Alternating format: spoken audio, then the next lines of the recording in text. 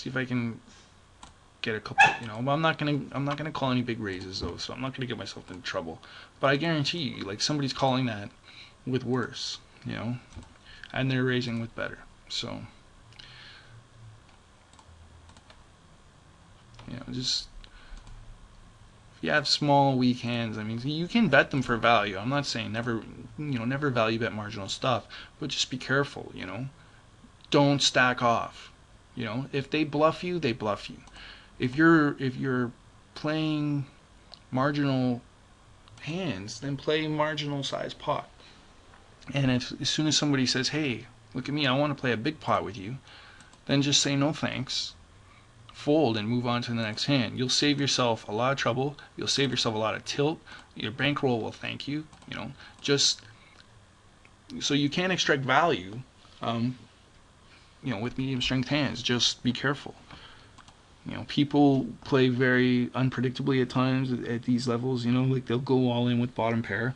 You don't need your win rate doesn't, to maintain it does not require you to make hero calls, and make sick reads. Most of these players are going to be busto in the next couple of days.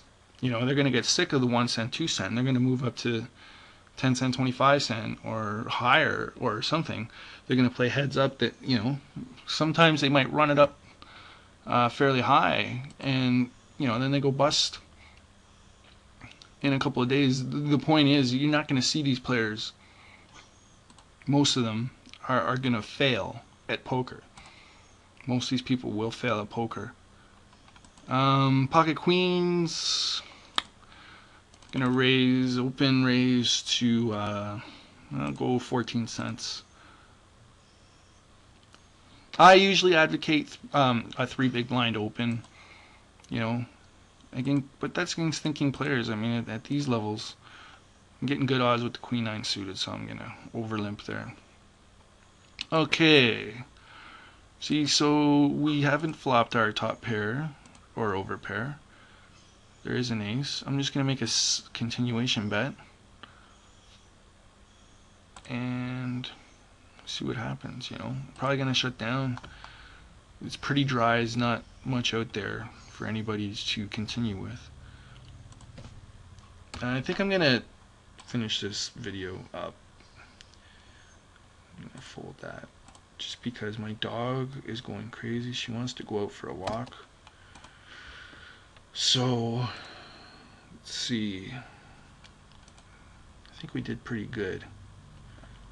We played 377 hands and we made $4.45.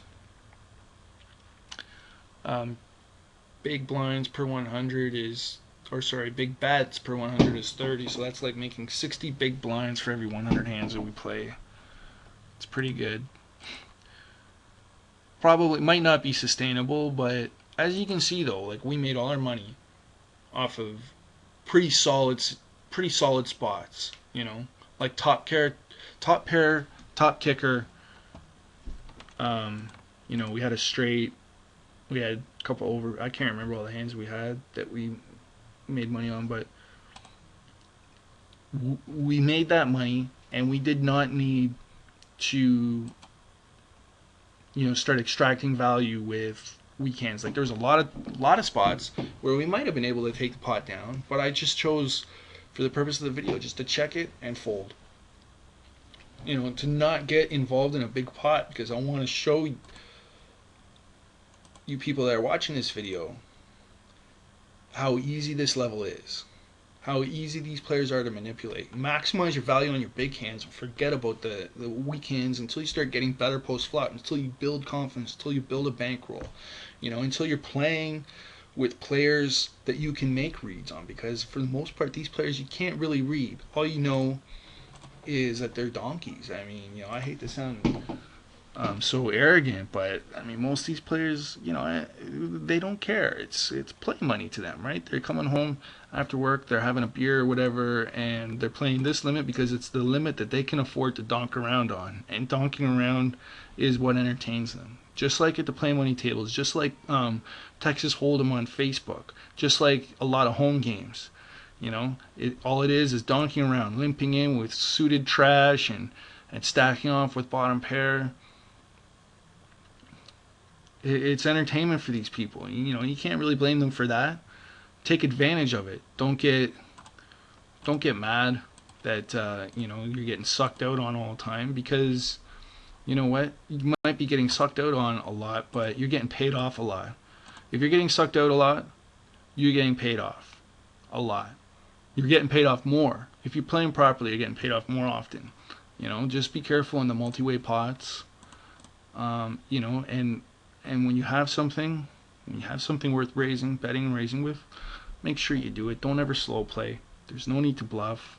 You don't need to worry too much about stealing blinds and c-betting very much. Just stick to solid hands and try to extract some solid value with those hands, and you will be fine. At this level, it is like I can't emphasize this enough. This level is just extremely easy to crush. You know, and I think that people that are struggling with it, they're trying to play a style that is, you know, maybe above.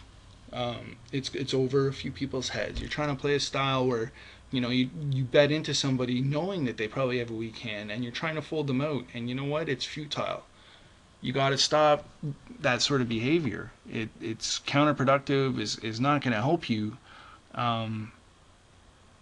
grow as a poker player. You need to learn at the bottom level, maximize your profits against fish by value betting, and that's it. All right, 1 cent, 2 cent is infested with fish and people who don't care about the money that they're putting on the table. As you move up, players will still be like that. There's still going to be more players, so you need to understand the way to beat those players, these calling stations, is to just hammer the snot out of them with value bets, and that's it. Save the bluffing and you know, the optimal frequency of continuation betting and 3-betting and blind stealing and all that kind of yada yada for the players who actually think. But for these guys, you know, these players at 1 cent, 2 cent are the player types that are going to be your source of poker income all the way up the levels. They are the ones that will pay you off, and they are the reason that you're going to want to be seated at a particular table, because of their presence. So learn, if you're playing 1 cent, 2 cent, focus on them. Learn how to beat them. Value town. I can't stress it enough. I hope everybody enjoyed this video. It's getting pretty long now. It's a little bit longer than I thought it would be. So I guess that's it. Hope to hear some feedback on my YouTube channel, Fat Stacks Poker, PhatStacksPoker. And that's about it. This is a Bull Boy signing out. Have a good night.